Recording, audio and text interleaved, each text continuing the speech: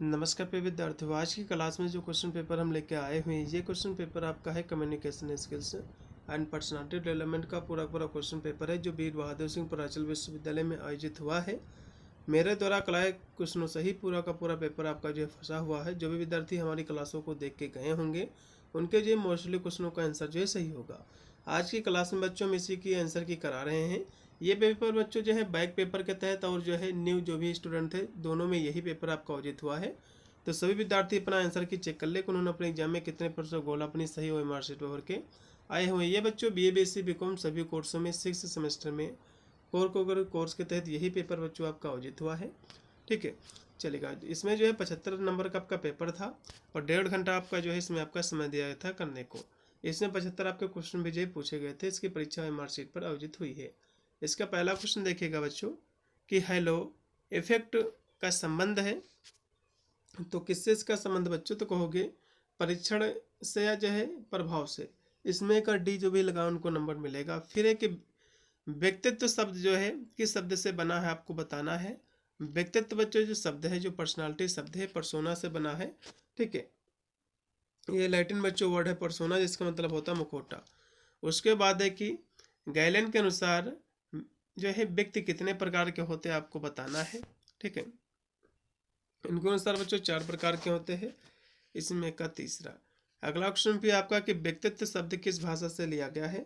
अभी मैंने आपको बताया व्यक्तित्व जो शब्द है बच्चों, जो पर्सनालिटी शब्द है, ये लैटिन जो वर्ड है पर्सोना, इससे लिया गया है, इसमें का पहला। फिर एक कि व्यक्तित्व सर्वाधिक जो है प्रभावित होता है, तो किसके द्वारा बच्चों प्रभावित होता है? तो सामाजिक अंतर क्रिया के द्वारा। उसके बाद है कि व्यक्तित्व के टाइप सिद्धांत का प्रतिपादन किसने किया है आपको बताना है। देखो टाइप सिद्धांत का प्रतिपादन बच्चों शेल्डन ने किया है। ठीक है, और जो आलपोर्ट थे आपके, ये जो है विशेषक, जो कि विशेषक सिद्धांत के लिए जाने जाते हैं। अगला क्वेश्चन बच्चों देखिएगा, अगला क्वेश्चन भी आपका 7 नंबर है, थोड़ा सा इसकी प्रिंटिंग थोड़ी मिसमैच है। निम्नलिखित में से कौन सा जो है व्यक्तित्व का गुण नहीं है, ये आपको बताना था बच्चों। तो कौन सा व्यक्तित्व का गुण नहीं है? तो इसमें देखो ईमानदारी भी है, बुद्धिमत्ता भी है और जब आत्मविश्वास भी, लेकिन ऊंचाई नहीं इसका गुण, इसलिए इसमें का तीसरा।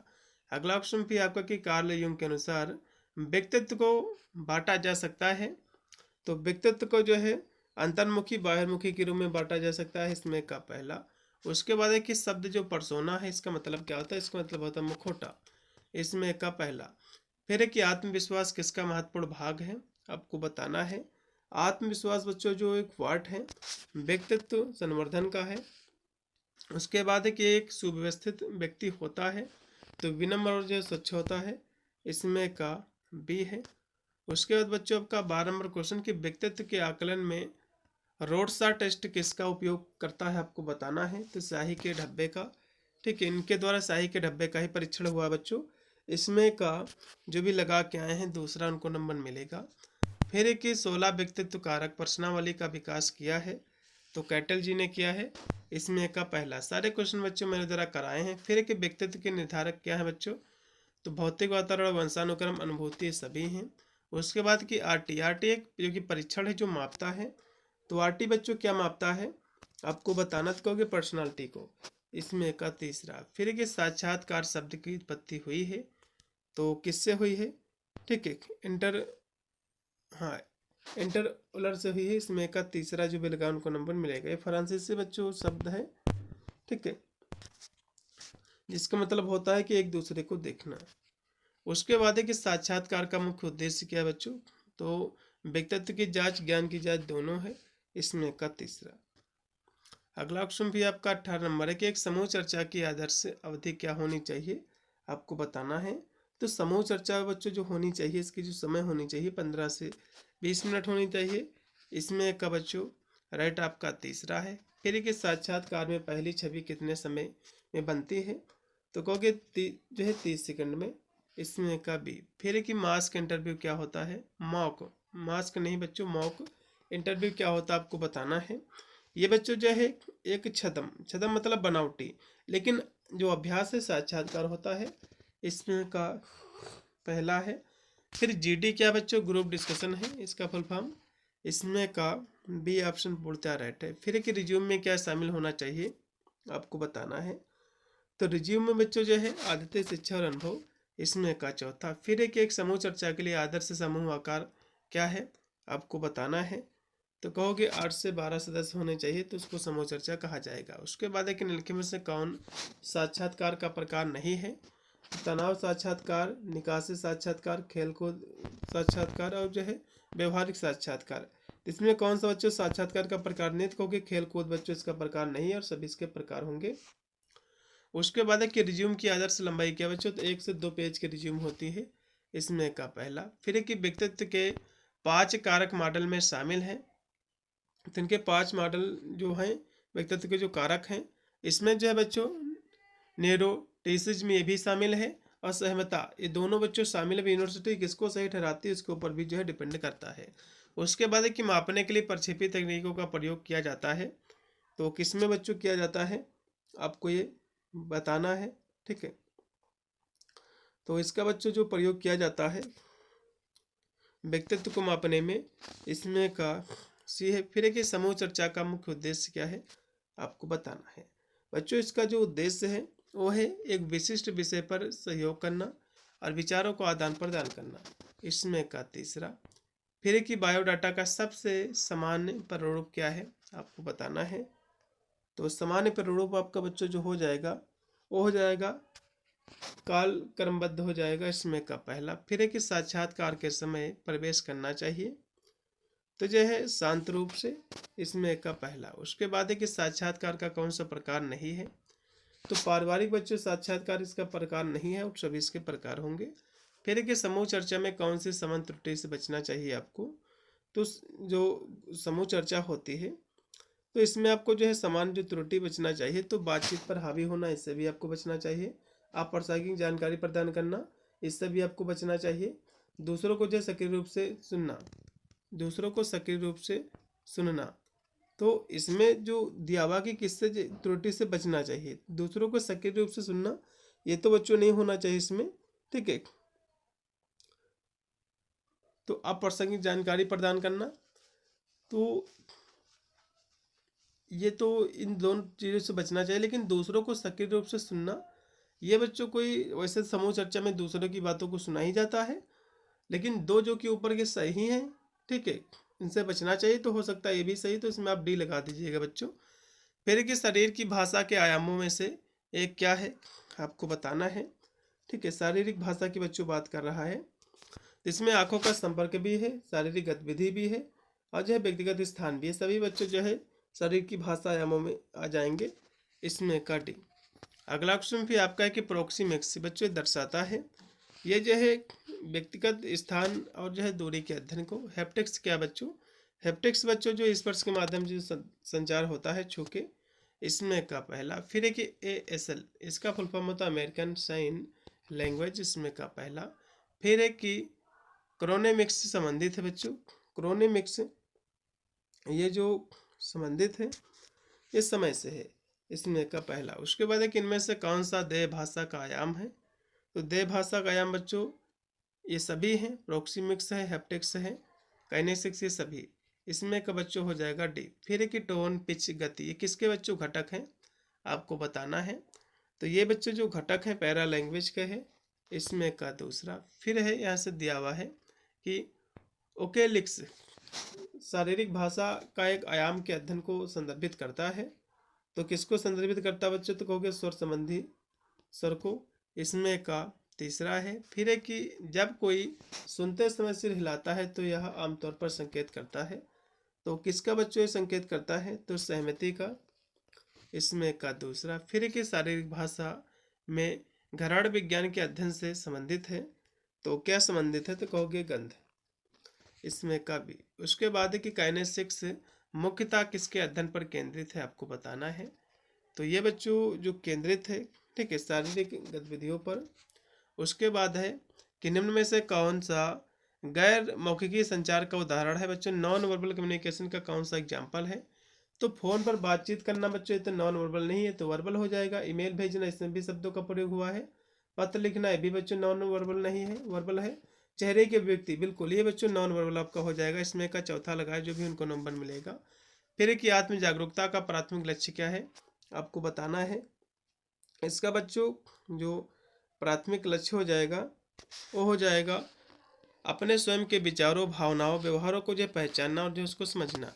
इसका तीसरा फिर है कि निम्नलिखित से कौन सा सोशल मीडिया पर अशिष्ट माना जाता है, आपको बताना है। तो कौन सा माना जाता है, तो कहोगे चेतावनी के बिना जो है स्पॉइलर पोस्ट करना, इसमें का चौथा है। फिर कि कोविड-19 किस वर्ष बच्चों शुरू हुआ था, तो 19 में बच्चों शुरू हुआ था, 2019 में, सभी को पता होगा बच्चों। ठीक है, ये कोविड-19 जो कि 19 में चीन का जो वुहान शहर था वहाँ से निकला था। फिर कि सोशल मीडिया कैसा बच्चों मंच है, आपको बताना है। ये बच्चों आभासी मंच है, इसमें का पहला। फिर कि सोशल मीडिया का अनुषंगी माध्यम क्या नहीं है, आपको बताना है। तो आत्मचिंतन बच्चों नहीं है और सभी है। ठीक है, सोशल मीडिया के माध्यम फेसबुक, ट्विटर, व्हाट्सएप, इसमें का लगा दिएगा चौथा। फिर कि पोस्ट कोरोना युग में अभिवादन करते समय दूरी बनाए रखना है क्या दर्शाता था बच्चों, यह वे है सम्मान को, इसमें का पहला। अगला ऑप्शन भी आपका कि संप्रेषण प्रक्रिया में शामिल है, तो प्रेसिंग, सेंडिंग, इनकोडिंग ये सभी हैं, इसमें का डी। फिर एक निम्नलिखित से कौन सा संचार चैनल का एक प्रकार है, 52 नंबर क्वेश्चन की यदि हम बात करें तो सभी हैं बच्चों, औपचारिक, अनौपचारिक, शाब्दिक। उसके बाद एक निम्नलिखित में से कौन सा मौखिक संचार का एक उदाहरण है, आपको बताना है। तो यह हो जाएगा मौखिक संचार बच्चों बात कर रहा है। ठीक है, वर्बल कम्युनिकेशन, तो मौखिक जो है संदेश, मौखिक संदेश हो जाएंगे आपके। इसमें का पहला भी है ईमेल भेजना, लिखित संदेश, ये बच्चों सभी इसमें हो जाएंगे। 53 का आप डी लगा दीजिएगा, पूर्णतः राइट होगा। मौखिक संचार का उदाहरण बच्चों कह रहा है।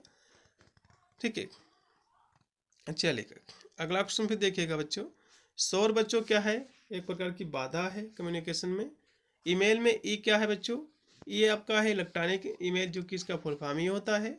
इनमें से कौन सा संचार की शैली नहीं है, आपको बताना है।